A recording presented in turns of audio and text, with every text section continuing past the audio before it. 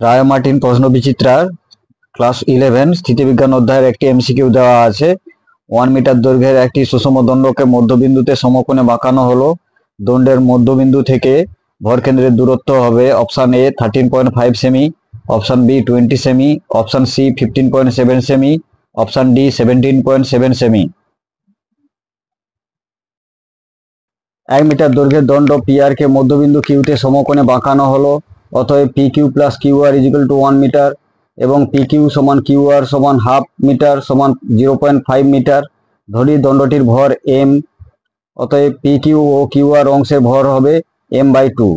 P Q অংশের ভর কেন্দ্র এম বিন্দুতে এবং কিউ আর অংশের ভর কেন্দ্র এন বিন্দুতে অবস্থিত। অতএব Q M equal to P Q by 2 সমান 0.5/2 সমান 0.25 মিটার। অতএব কিউ এন সমান হবে কিউ আর বাই 2 সমান 0.5/2 সমান 0.25 মিটার।